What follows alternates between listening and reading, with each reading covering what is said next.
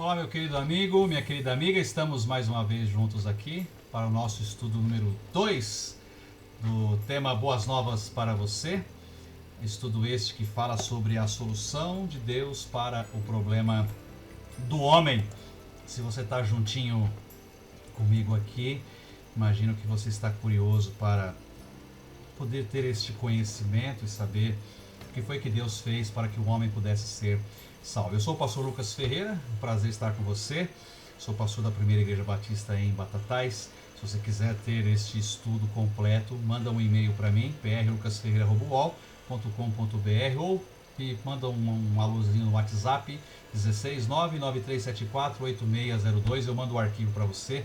Você pode imprimir, fazer na sua casa, mandar para alguém, tá bom? Esta palavra, essas boas novas de salvação.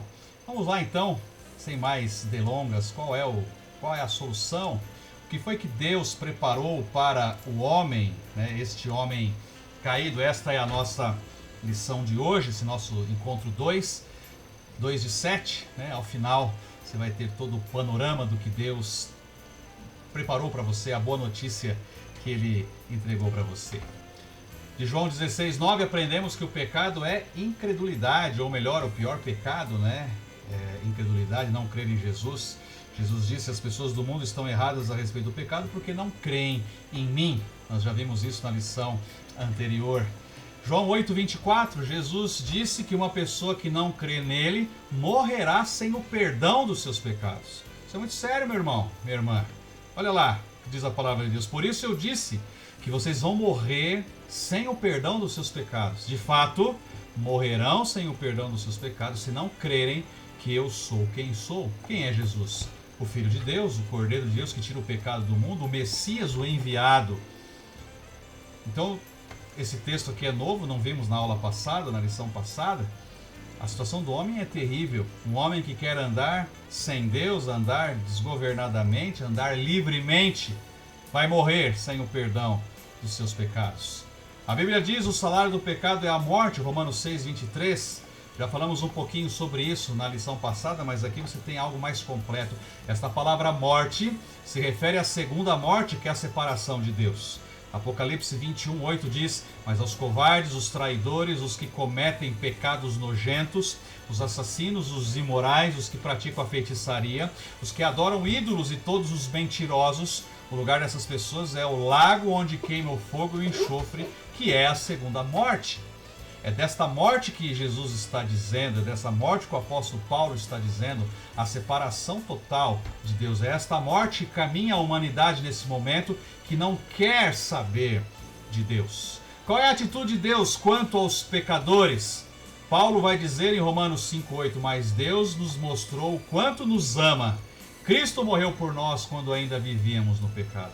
Olha, meu irmão, minha irmã, meu amigo e minha amiga, Deus não está do céu derramando a sua ira sobre nós. Ele está derramando o seu amor. Ele nos deu, está dando uma oportunidade através de Jesus Cristo, através do sacrifício de Jesus. Neste momento, a oportunidade e a porta da salvação está aberta a toda a humanidade que crer em Jesus Cristo. A resposta: ele demonstrou seu amor por nós, pecadores, mandando Jesus morrer por nós, enquanto nós ainda estávamos no meio, atolados no pecado. O seu único filho Deus entregou para morrer por mim e por você. O castigo que Jesus suportou naquela cruz era direcionado a mim e era direcionado a você. E tudo isso foi feito por amor. Porque pode ser que você esteja rejeitando este amor. Pode ser que você vai rejeitar o resto da sua vida, como muitos já rejeitaram e morreram sem ter recebido esse sacrifício. Não foi em vão. Se apenas uma alma no mundo recebesse a Jesus Cristo, teria valido a pena para o Pai. Esta uma alma pode ser você, pode ser eu. Eu já fiz minha decisão, mas e você? Você já entendeu o plano da salvação? O quanto você está de fato longe e perdido de Deus? De acordo com João 3,16, o que Deus fez para mostrar seu amor aos pecadores? Ele entregou o seu único Filho, porque Deus amou o mundo tanto que deu seu único Filho, para que todo aquele que nele crê não morra, mas tenha a vida eterna. O Pai entrega Jesus para morrer, porque o seu sacrifício seria o único sacrifício perfeito que ele poderia receber pelo pecado de toda a humanidade. os judeus ofertavam animais e o sangue dos animais para expiar os seus pecados. Outros povos e outras religiões também fazem dessa maneira dentro das suas crenças. Jesus foi o sacrifício uma vez por todas. Não é preciso mais sacrifício para expiar os nossos pecados. Nós somos justificados pelo sangue de Jesus. Pois o próprio Cristo, sofreu uma vez por todas pelos pecados, um homem bom em favor dos maus, para levar vocês a Deus. Ele morreu no corpo, mas foi ressuscitado no Espírito. Jesus morreu para nos dar uma oportunidade, para que eu e você pudéssemos ter vida.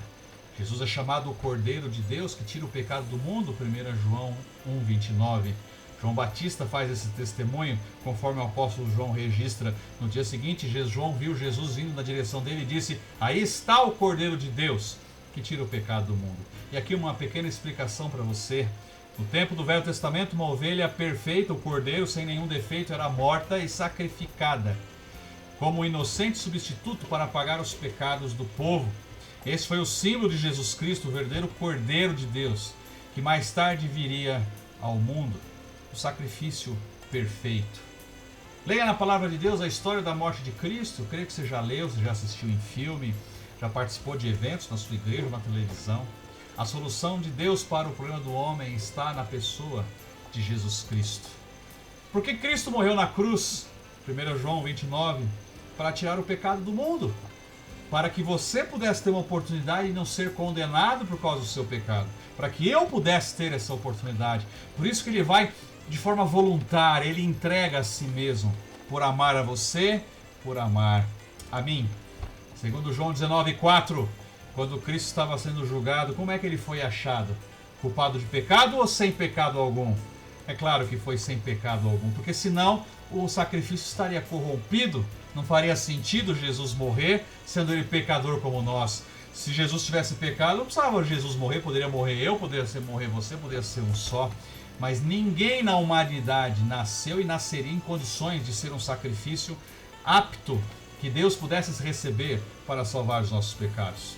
Aí Pilatos saiu outra vez e disse à multidão, João vai dizer lá no capítulo 19, verso 4, escutem, vou trazer o homem aqui para que vocês saibam que não encontro nenhum motivo para condená-lo. Inventaram mentiras, falsas acusações, desrespeitaram situações jurídicas e Jesus, sabendo de tudo isso, foi como uma ovelha muda, cumprindo profecia de Isaías a seu respeito. Como foi que Jesus morreu? Você sabe, toda a humanidade sabe. Crucificado numa cruz, pregado numa cruz, João 19, 17 e 18. Pregaram Jesus na cruz e crucificaram também outros dois homens, um de cada lado com ele. Porque Jesus estava disposto a morrer em meu lugar, em seu lugar. Você já parou para pensar nisso? Por que alguém morreria em meu lugar? Olha, às vezes eu faço um exercício que talvez a única pessoa que eu pudesse dar a minha vida, ou as duas únicas, fosse a minha filha e a minha esposa. Talvez numa abrangência um pouco maior, meu pai e minha mãe. Honestamente não sei se eu estaria disposto a, numa troca simples e seca, dar a vida pelo meu irmão, por exemplo. Sem hipocrisia, não sejamos hipócritas, na verdade. Por que alguém daria a vida pela humanidade? Por que Jesus morreu para salvar aqueles pecadores que talvez você julga que não mereçam salvação? Por que Jesus morreu para salvar os piores assassinos, os piores criminosos? Por amor. O meu mandamento é este: amem uns aos outros como eu amo vocês. Você quer saber de uma verdade, meu querido amigo e amiga? Ninguém merece o amor de Deus. Às vezes nós fazemos essa escala de valores, né? Colocamos de um lado os adúlteros, aquelas pessoas reprováveis socialmente. Nós que andamos na cartilha certa somos os merecedores, né? Nunca traímos a nossa mulher, nunca fizemos nenhum mal, nunca roubamos ninguém, matamos, sempre agimos com honestidade, pagamos os nossos impostos e achamos que ainda assim somos dignos e somos merecedores. Lê do engano, ninguém é merecedor da salvação. Nada que você faça vai poder trazer a você o benefício da salvação. Por isso que Jesus teve que morrer, por isso que ele é o único caminho, é a única salvação, é o único sacrifício que o Pai pode receber. Por isso que você não precisa estar ligado a uma religião ou práticas religiosas, você precisa tão somente estar a Jesus. Mas então eu não tenho que frequentar uma religião? Ora, Jesus não deixou uma religião, Jesus deixou a igreja de Cristo. Você precisa estar inserido no corpo de Cristo, na igreja de Cristo. Mas não no intuito de obter benesses da parte de Deus, obter a sua salvação, por exemplo. Você precisa estar em Cristo ou na sua igreja, porque ela é a noiva. E o noivo vem para buscar a noiva, e quando estamos juntos temos comunhão uns com os outros. Quando estamos juntos podemos glorificar ao nome do Senhor. Há bênçãos preciosas da parte do Pai, quando estamos em comunhão com a igreja, com a noiva de seu Filho. Por isso a importância de crescermos, de ouvirmos a palavra, de avançarmos, de evangelizarmos, de abençoarmos outras pessoas, quando estamos juntos como igreja. Porque Jesus morreu na cruz, conforme João 10,17, ele foi obrigado, o Pai não deu opção, não, ele escolheu fazê-lo. João 10,17, o Pai me ama porque eu dou a minha vida para recebê-lo outra vez. Ninguém tira a minha vida de mim, mas eu a dou por minha própria vontade. Tenho o direito de dá-la e de tornar a recebê-la, pois foi isso que meu Pai me mandou fazer. Às vezes é fácil você dizer, ele só foi porque Deus mandou, ele não tinha opção. Não, Jesus tinha opção. Ele escolheu, foi uma escolha voluntária. Ele olhou para você, ele conseguia, como sendo Deus, olhar pela eternidade, na sua onisciência, ver o futuro e saber que um dia você nasceria perdido, nasceria rumo à destruição, nasceria rumo ao inferno. E por amor a você, ele escolheu sofrer a morte, e a pior morte que poderia ter naquela época, a morte de cruz. Quais as palavras usadas por Jesus para descrever seu pagamento completo e perfeito por todos os nossos pecados na cruz? João 19,30, quando ele tomou o vinho, disse, tudo está completado, então baixou a cabeça e morreu. Na versão mais tradicional diz, está consumado. As famosas palavras de Jesus para dizer assim, a dívida do Lucas está paga, se ele quiser. Se ele reconhecer que eu sou Senhor e Salvador da sua vida, a sua dívida está paga. Irmãos, às vezes eu fico fazendo um exercício, se os meus credores um dia vão ligar no meu celular e dizer assim, senhor Lucas Ferreira, eu falei, sim, pois não. Olha, o senhor devia tanto aqui, mas sua dívida foi paga, o senhor não deve mais nada. Como assim? Não deve mais nada. Já pensou? Já pensou você que tem uma dívida incalculável, uma dívida monstruosa? Mas é assim que a humanidade tem para com Deus, nós temos uma dívida impagável. E Paulo vai dizer que todo o escrito de dívida foi cancelado, Jesus pagou o preço em nosso lugar, é a substituição. Ele tomou o nosso lugar na cruz e pagou o escrito de dívida que pesava contra nós. Qual foi o grande evento que aconteceu depois da morte de Jesus, irmãos? João 20, verso 9. Eles ainda não tinham entendido as escrituras sagradas que diziam que era preciso que Jesus ressuscitasse. E essa é a diferença. Por isso que o verdadeiro símbolo do cristianismo não é a cruz com o Cristo lá preso, semblante caído. O verdadeiro símbolo do cristianismo é a cruz com ela vazia, porque Jesus ressuscitou. Jesus é o único símbolo proeminente de uma religião, no caso o cristianismo, que está vivo e reina para sempre. O cristianismo é o único que prega a ressurreição e nós vivemos e cremos por isso. Todos os demais, se você for fazer dar uma olhada geral, vai ver que seus líderes estão mortos. Não puderam vencer a morte. O único que pôde vencer a morte e a vida foi Jesus Cristo de Nazaré, nosso Senhor e nosso Salvador.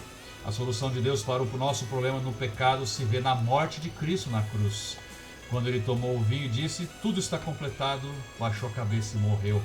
Um inocente teve que morrer para que você pudesse ter vida, para que a morte não chegasse até você. E esse inocente foi Jesus. De duas razões, porque Deus deu seu Filho Jesus Cristo para morrer em nosso lugar, conforme João 3,16. João 3,16 diz, porque Deus amou o mundo tanto que deu o seu único Filho, para que todo aquele que nele crê não morra, mas tenha a vida eterna. Ora, duas razões, eu coloquei três, porque Ele nos ama, amou o mundo, para não morrermos, a morte eterna, para termos a vida eterna, termos uma chance da eternidade com o Senhor Jesus. Aí eu te pergunto, e se seu filho morrer sem Jesus? Um parente que você ama muito, um amigo muito querido? Por isso que além de você compreender esta palavra de boas novas, essa palavra de salvação, você precisa avisar as pessoas, porque elas estão perdidas. Elas estão optando em rejeitar a Jesus, e depois não vai haver choro. Não adianta chorar, não adianta interceder. Me desculpa, eu vou falar algo a você que talvez creia nisso. Me perdoa, não quero afrontar a sua crença, mas a Bíblia Sagrada diz que não vai adiantar você acender vela. Os espíritos não podem voltar. Ao homem está ordenado morrer uma só vez, vindo depois disso o juízo. A vida não é cíclica, a vida ela é linear, a um começo, meio e fim. Vindo depois do fim é a eternidade, e lá o seu destino vai ser selado. Um destino esse que foi selado em vida, não em morte. Ninguém pode orar por você, interceder por você, ou conduzir sua alma através de rituais religiosos. Por isso você tem que se posicionar hoje. Por isso você tem que pensar agora, porque não sabemos o amanhã. Quantas pessoas estavam boas há um minuto atrás, de repente vieram a faltar. Quantas pessoas você se despediu numa noite anterior, no dia seguinte soube que elas vieram a morrer, ou sofreram um acidente, ou por causas naturais. O fato, irmãos, é que não somos nada. Esse Covid-19 está provando isso. Estão morrendo ricos, estão morrendo pessoas poderosas, políticos estão ficando doentes e contaminados. Pobres também. A morte é igual para todos. E ela não avisa quando ela vem. Eu ouvi um pastor dizer que cada um tem uma senha para a morte. Qual é a sua senha? Quem te garante que o número da sua senha já é o próximo? Ai, pastor, vira essa boca para lá. Qual a dificuldade que temos de falar da morte, queridos? É o medo de não sabermos o pós-morte? Você pode ter essa certeza como eu tenho. É claro, eu não vou falar que eu vou ficar feliz, totalmente feliz, porque eu tenho uma filha que amo muito, tenho uma esposa, tenho família, tenho uma igreja maravilhosa. Mas se eu morrer hoje, eu sei que estarei nos braços do Senhor, e eles sabem disso também. E sabem que o choro deles vai ser um momentâneo. Não será um adeus à nossa despedida, será um até logo. Vai na frente, Lucas! Daqui a pouco a gente está chegando lá, porque esta é a convicção daqueles que têm a vida eterna com Jesus. Leia os seguintes versículos bíblicos que nos dizem mais acerca da morte de Cristo. Eu passei para vocês o ensinamento que recebi e que é da mais alta importância. Cristo morreu pelos nossos pecados, como está escrito nas Escrituras Sagradas. Ele foi sepultado e no terceiro dia foi ressuscitado, como está escrito nas Escrituras. 1 Coríntios 15, de 3 a 4. Na sua revista você pode sublinhar nos versículos acima 3 coisas mais importantes em relação a Cristo. Veja, as 3 coisas mais importantes desse texto que o apóstolo Paulo escreve são: Cristo morreu pelos nossos pecados. Aleluia! Você está livre se você quiser. Ele foi sepultado e ele ressuscitou. Nem a morte pôde detê-lo. Esse é o nosso Deus. Esse é o nosso Senhor. É a Ele que você recorre. É Ele que está no céu sendo o nosso advogado, diz a palavra de Deus, as Escrituras Sagradas. Já caminhando para o final desse nosso segundo estudo, o autor de Hebreus, capítulo 10, vai dizer o seguinte: e porque Jesus Cristo fez o que Deus quis, nós somos purificados do pecado pela oferta que Ele fez, uma vez por todas, o seu próprio corpo.